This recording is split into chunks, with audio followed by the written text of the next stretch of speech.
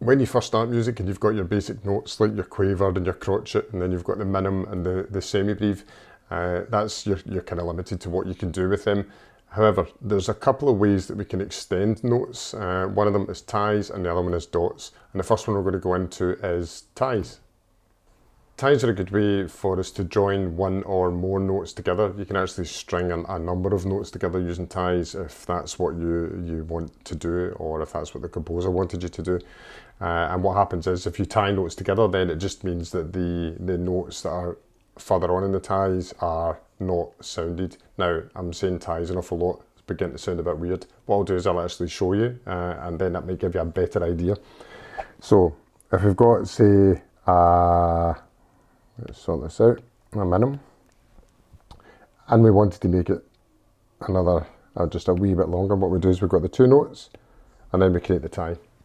And what I tend to do is, especially when I'm sort of working with people who are new to it, or students that are new to it, then I put a cross through the second note, or get them to put a cross through the second note, just to remind them that they've not to actually play that second note.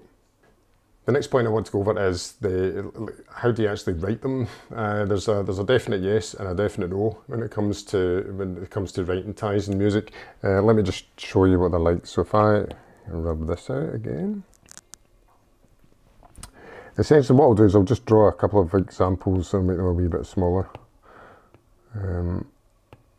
If you have two notes and the stem's going up the way, then the tie goes underneath it. And this is what I was talking about with the smiley face. If you have two notes and the stems are going down the way, then it goes on the opposite side of the stems. Now, there is the odd occasion where you would see the tie on the same side as the stem. But that's mainly in music that's maybe written in 4 parts, for example. So if I had this and this, and say that was a soprano line, and then we had like an alto line, that makes it very tricky to put it on, you couldn't put it in here, because that would just look annoying. So what they have to do in that situation is put the ties on either side. Okay, I've only got one more thing to say about ties actually. As I said, it's not a particularly complicated subject, but if you're finding that this video is helpful at all, if you could like and subscribe to the channel, that would be great. And if you've got any questions or comments as well, feel free to just, write them below and I'll get back to you as soon as I can. Okay, the last thing I want to talk about is where ties can be used. You'll find you can use them both in bars and across bars as well.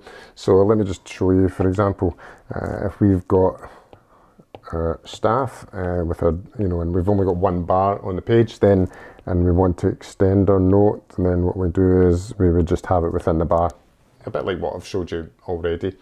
However, where you can change that a wee bit is if we wanted to have the last note of the bar tied into the next bar, then we can actually carry that over like that.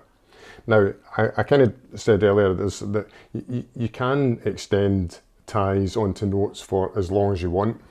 So let me just show you that before we wrap up, if I can get back far enough. Right, let's go for it. So we've got 1, 2, 3, 4 bars here, right? And what we've got is we've got the soprano. She's finishing off in one huge long note with the orchestra, but we don't want the 4 notes to be sounded. So what we can do is we can actually tie all of those notes together and just hope that the soprano's got massive lungs so she doesn't pass out by the end of it. Okay, so that's all there really is to ties. So when you want to actually extend notes, we can use the ties. As I said, we can also use dots, which I'm going to cover in another video. Thanks for listening and speak to you soon.